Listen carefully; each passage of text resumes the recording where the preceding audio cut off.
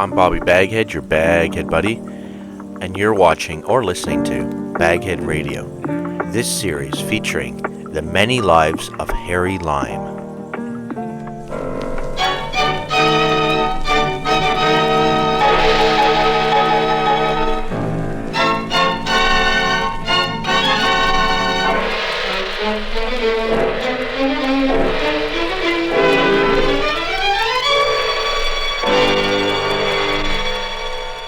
Presenting Orson Welles as the third man.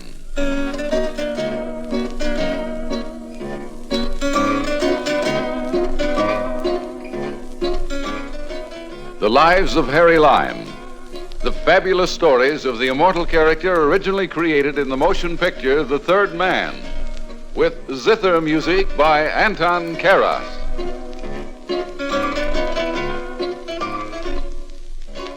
You come in the theater just as the curtain's going up. The band's playing something exciting, Latin American. The stage is alive with color and dancing against the background of a marketplace in Central America. Suddenly, someone with a Spanish accent as broad as the East River shouts, "El General!" And everything comes to a halt. El General sweeps in wearing a broad sash, handlebar mustache, and a big menacing frown that scares nobody. He mutters something about La Revolucion. A couple of shots ring out, a few chorus boys drop gracefully to the ground, and the entire company breaks into the first big production number. But revolutions aren't like that. There's no music playing, no scantily clad dances, no comics. The guns have real bullets in them. I know, because I was mixed up in one of them. I'll tell you about it.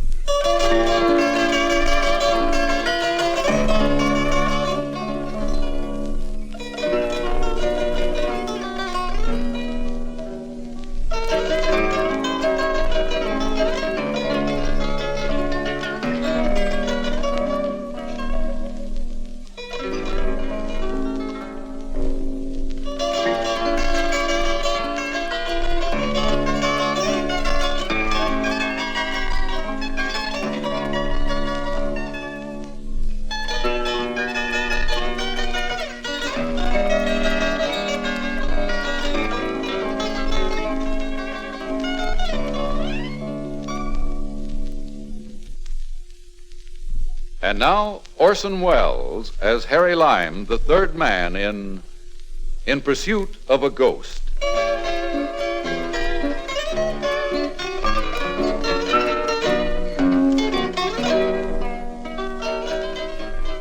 There's no sense in identifying the Central American country where I found myself in the fall of '45.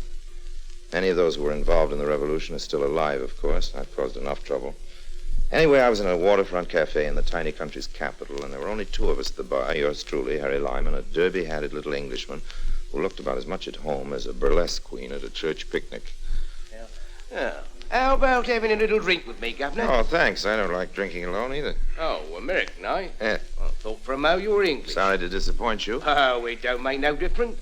Thought I was hoping for a word about home. What'll it be, Governor? No, scotch, if they have any more. Hi there, matey. How about finding a little scotch for the gentleman here? Scotch para el caballero. Sí, señor. Scotch para el norteamericano. Pronto, señor. Ah, gracias, amigo. You never learned that lingo in Petticoat Lane, old man. You're right there, you are. I've been in this blooming country for 10 years now. There's plenty of brass here, I can tell you that, I can. Honey, I've heard of this stuff. It's been a long time since I had my hands on it. Oh, down on your uppers a bit, eh, You Governor? said it, man. You said it. Scotch, señor. Thanks, gracias. No trouble was it, señor. No trouble. Well, here's to your increased fortunes, And to Governor. yours. You've been here a long time. You might be able to steer a fellow onto a good thing. There's no way of making an easy living here, there ain't. The blinking government controls all the gambling, the lotteries, the casinos, everything. And if the revolution succeeds, it'll be worse. Revolution? Oh, maybe I shouldn't have let that little bit of information It's slip. all right. I don't go around talking. How'll it be worse? Well, it's this way, Governor. For a long time now, a bloke they calls General Valdez has been brewing a spot of trouble. He's a rough customer, he is.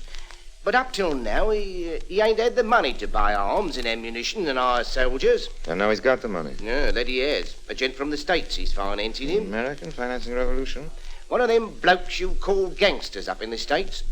He'll have a good thing, he will. Still, he's taking an awful chance. If the revolution fails, he'll be facing a firing squad. Not bloody likely. He's too smart for that. The way I hears it, He comes down here, he makes his deal with General Valdez, and then he hightails it out of the country, goes to Havana someplace to wait it out until Valdez is sitting in the driver's seat. He's left the country, huh? That's right, Governor. I suppose he stands pretty well with the revolutionists. Now, I used to know a few guys who got mixed up in the rackets back in the States. I wonder if I happen to know the general's friend. The one who's financing the revolution. Yeah, do you happen to know his name? No, that I don't. Down here, they just call him El Zorro. It means the fox, and he's that all right, I guess.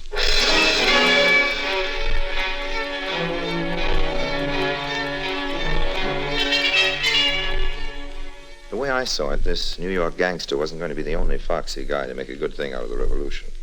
The important thing was to make contact with General Valdez first. Half a dozen different kinds of pitches went through my mind as I headed for his stronghold. You are a friend to El Zorro? That's right. I'm glad we're both on the same team. I'd hate to have a fight with you. Huh?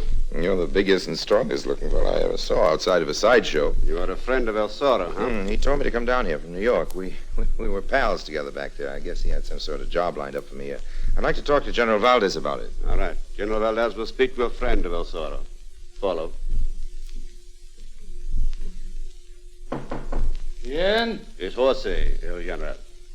Entre usted, por favor. This senor is friend to El Zorro. He tell him to come here. He told you to come here? They were close friends in New York. I see. He wrote me all about you. Said he thought we'd speak the same language. We ought to get acquainted. When did he write to you? Oh, well, it was quite a little while ago, but I was tied up when the letter came. I got down here as soon as I could. You were tied up? Well, the truth of the matter is I was broke. I had a hard time raising the price of the passage, but I figured if there was anything I could do to help a friend of El Zorro, You're still broke? Stony old man. Jose, get $200 from the safe. Give it to Senor... Harry Lime, and I certainly appreciate the, We will not mention it, though money is very scarce with us just now. Scarce? I thought El Zorro gave you all the money you needed before he left for Havana. So, it is to Havana he's gone. Yeah, sent me a postcard from there. It was forwarded here. Great guy. We do not think it...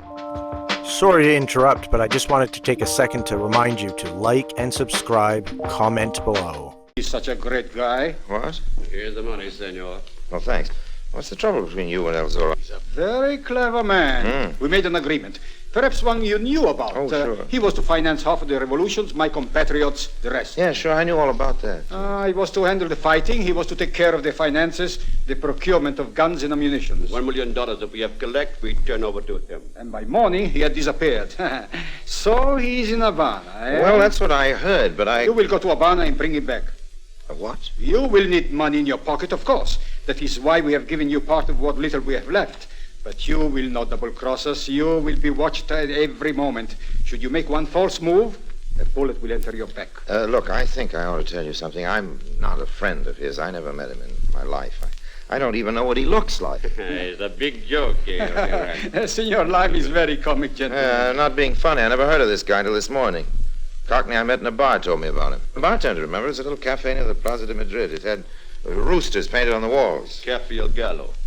Yes, that was his name. Just ask the bartender. To prove our fairness, I will make Jose make inquiries about the imaginary Cockney when he drives you back to your hotel. But you're not making things easier for yourself by denying your friendship for El Zorro. When you check up on my story that I met this... I will save my breath, Senor Lime. Jose will drive you back to your hotel now so you can get some rest. You will need it.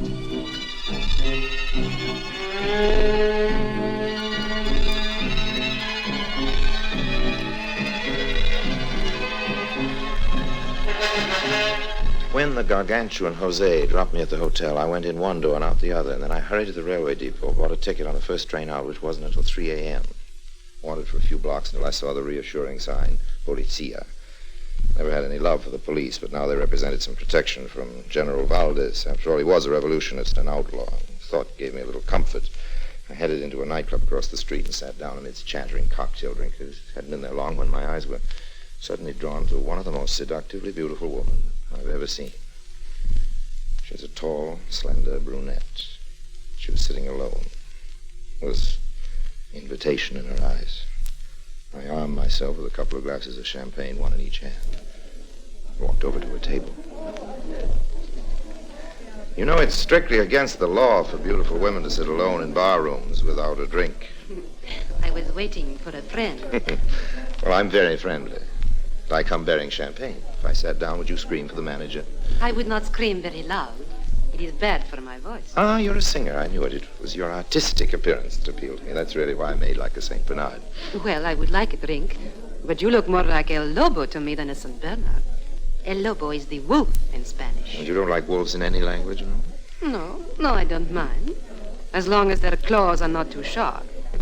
Some girls pretend they do not like the roving males, but women are all complimented by attention. I like wolves like you. I love your frankness. What's your name? I am Consuelo. And you? Harry. To Consuelo and Harry. Huh? Hey, wonderful, Consuelo. If I didn't have quite so much on my mind, Oh, poor Harry. You big American businessmen are all alike. All the time you must worry about money matters. There are other things in life. And anyway, worry does no good. Oh, you're right. All the worry in the world can't change a thing. We'll have another drink. No. Consuelo? No, I'm afraid to drink any more on, how you say, an empty stomach. I might lose my head. Well, let's have dinner together first, and then both lose our heads. Are you a good sport, Harry? What's up? You come with me to my little apartamento, and I will cook for you a real Spanish dinner. Something you cannot get in a restaurant. It is made with chicken and rice and white wine. Sounds like quite a dish, Consuelo. May I say the same for you?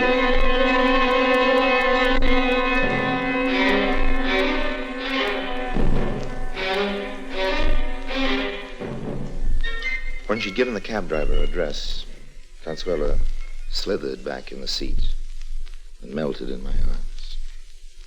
This was all to the good. But I started to ask myself why the most beautiful woman in the world had gone for me like it was a combination of Clark Gable and John D. Rockefeller, with the best features of each. I opened my eyes, Rockefeller, with the best features of each. I opened my eyes. Only I didn't look at Consuelo. I looked at the driver in the front seat. Even from the back, I recognized him. Driver! Oh, what is the matter, darling? I want to see what the driver looks like. Turn your face around this way, driver. Si, Senor Lime. Anything to oblige. Jose, it's like I thought.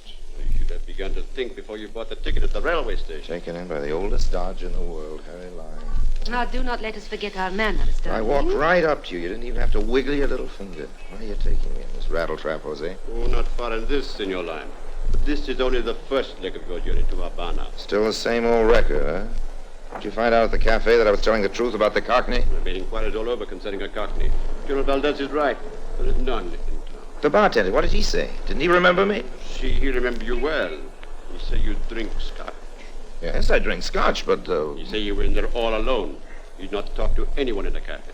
Well, the whole thing's a dirty freight. I'm not taking it. I'm going to... Oh, Jose, you hit him so hard. This time it was with my fist. Perhaps next time it will be with a bullet. We see how he behave in Havana.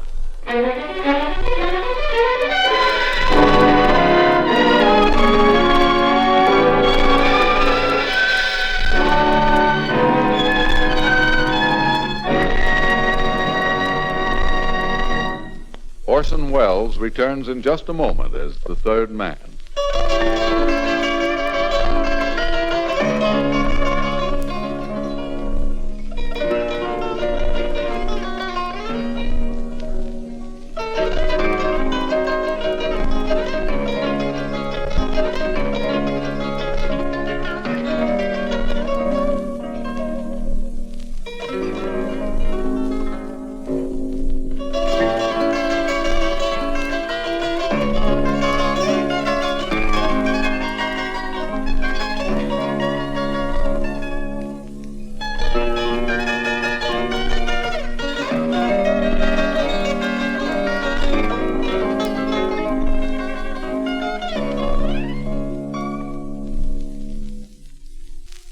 And now Orson Welles, as the third man, continues with In Pursuit of a Ghost.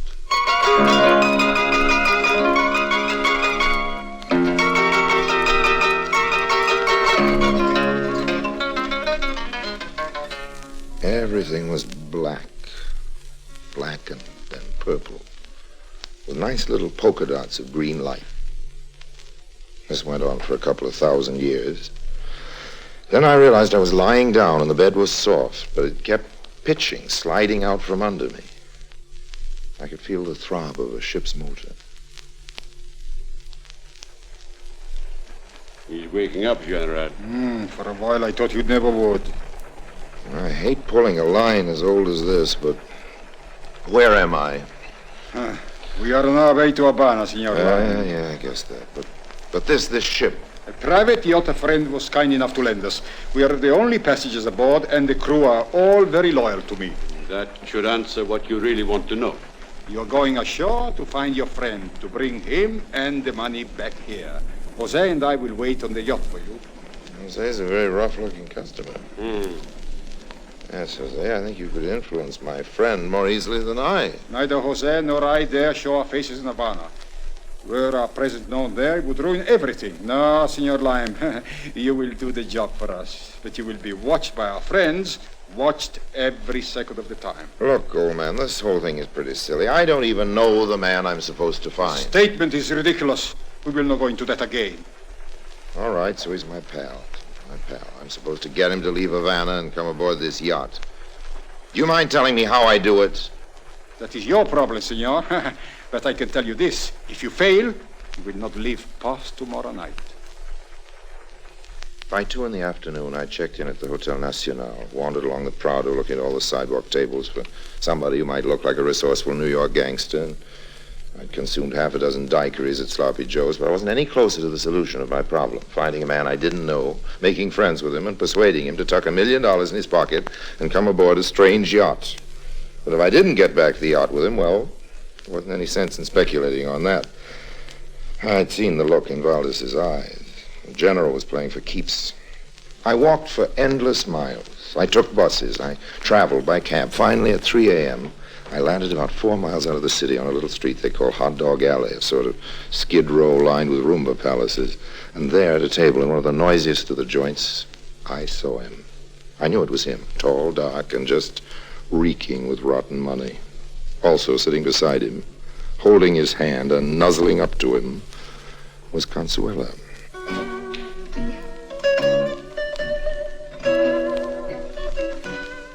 She was looking straight at me and not making any sign of recognition, so I took my cue from her, wandered over to the table, ignored Consuela, and stood looking down at him.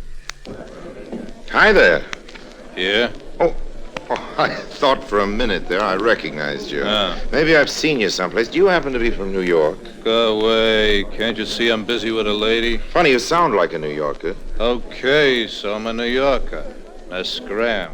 Anything you say, El Zorro. Huh?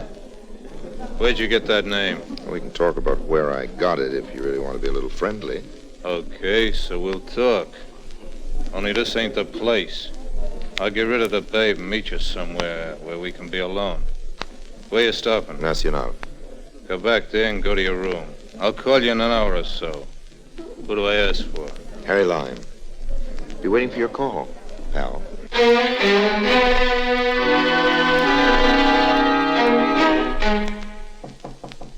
Who is it?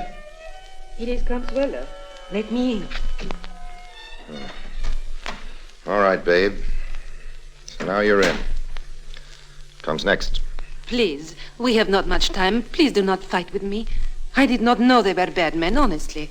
They said it was some sort of a joke on you, that you were a big businessman and you were working too hard, that they had planned for you a little vacation and you did not want to go. And then you flew down here ahead of me to help me enjoy my vacation, only you happened to bump into El Zorro before I got here. General doesn't even know you're here, huh? Checking up on El Zorro and me. Oh, you fool. They do not know that I am in Habana. They double-cross me. They do not pay me. So I fly down here for myself, like you say, on my own. I want that money. Looks like money's getting to be a very popular thing. What am I supposed to do, steal it for you? Listen, Harry. El Zorro dropped me near where he thinks I live about 10 minutes ago. He was going back to his hotel to call you. What's his real name? What hotel's he at? His real name is Pietro. He calls himself Pete. He's staying at the La Paz. And he keeps the money right in his room. I know that. So? When he calls, you get him to meet you here. You keep him away from his hotel for half an hour. And I get the money. How nice. Then you lose him somewhere. You meet me at the airport. We get a private plane. And we fly to Europe. Just you and me. You and me and $1 million, Makes a pretty picture. Okay. Harry, what is wrong? Why are you looking at me like that? Don't you trust me, Harry? What do you think?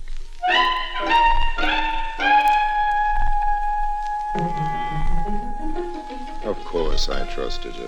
About as far as I could throw the Hotel Nacional. Consuelo is a beautiful girl, but nobody's that beautiful. I have a very good nose for a frame-up. I could smell this one a mile away. You may think I'm fussy, but I don't like being played for a sucker. Twice. So I gave the lady time to get started, and then I put in a call. Hello? Hello, Pete? Yeah. Harrylime speaking. What do you want? $100,000, Pete. Quit your kidding. What's all this about? Oh, we're fellow Americans, Pete. I want to do you a favor. For $100,000? I know about the million, Pete. I also know that General Valdez and his boys have followed you down here. Yeah? They know where you've got the dough, Pete. Is this on a level? Not only that, they've got every means of escape all corked up. You're not getting out of here, Pete. Not without my help. What can you do, Lime? I can get you out of Cuba alive. I want a fast answer, old man. Let's not quibble over money. You're getting a bargain, $100,000. I slip you out of Cuba into some spot where you'll be safe. I have my own yacht and a crew I can trust. How do I know you're telling the truth? Easy, because I'm giving you my first tip-off for free. That girl you were with tonight. Yeah? Well, old man, she's one of the gang. She's on her way to your place now. Wait 10 minutes, then leave your hotel, give her a chance to get in, then go back. You'll find her going through your things. Dirty little... I'll give you a chance to settle things with her, and then I'll call for you. Have your things with you, including my $100,000. It's a deal, Harry Lime. You're a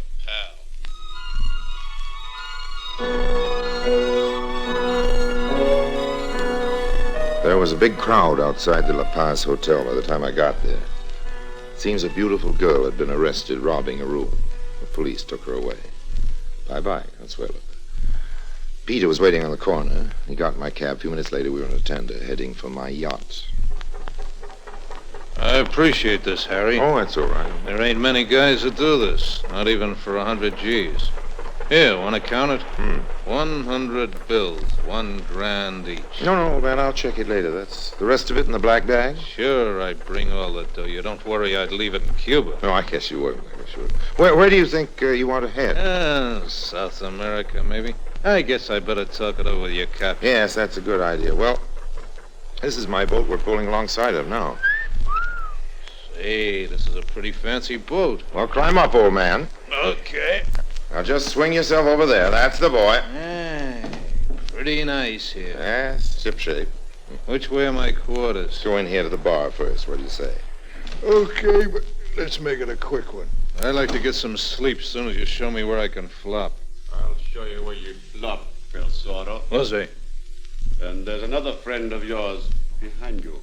Oh, where? General Valdez. Adios, Senor El Zorro. Jose, pick up the little black bag our friend El Zorro dropped. He won't need $1 million where he's going. And you go to your cabin, Harry Lime. We'll send for you when we want you.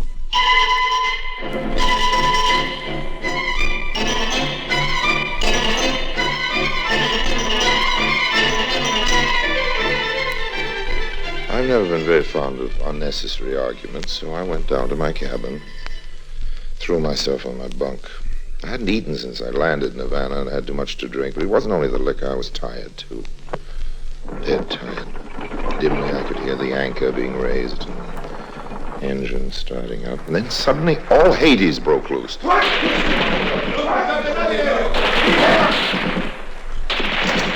what in the name of... There is another of the revolutionists. Kill him too. But I'm not one of the revolutionists, I swear. Please. Ready. Hey, no. Do not fire. He's not one of them. As you say, El Capitan, the general and the others are all dead, and we can now see to the running of the ship. Well, Harry Lime, I hope you're proud of your role Just in the a minute. thwarted revolution. You're the Cockney I met in the bar that first day, but... Yes, a Cockney dialect is one of my accomplishments. In Central America, the captain of police must have many disguises. Captain of the police? Yes. But... You see, you thought you were extracting information from me that first day. You were merely following the powers of suggestion. Old man, I don't even begin to follow you. You followed me very well. Every idea I planted in your obviously conniving mind. With your help, we have recovered the money contributed by the poor, misguided citizens of my country. We have erased the revolutionary leader from a place far from his henchmen. And El Zorro, who would have been dangerous yet, is now dead. Well, then I'm in the clear, after all. I saved your government for you. Yes, that you have, Governor. But then part of the money... You will be permitted to leave our country with every cent you entered with. Yes, well, old man, I was broke when I arrived. Yes. You see what I mean, Senor Lime? Yes, I begin to. I just begin to.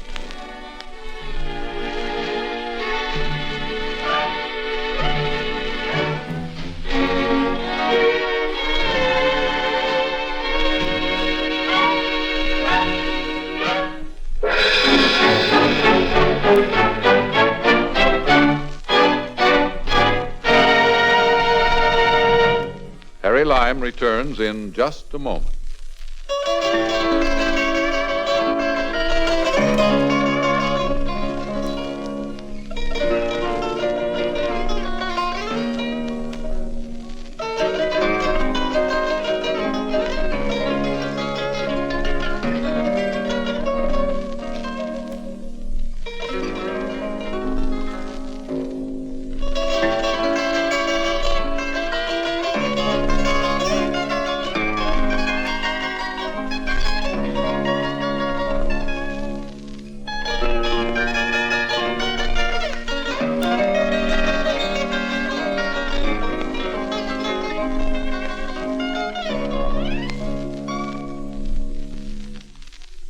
And now, Harry Lime.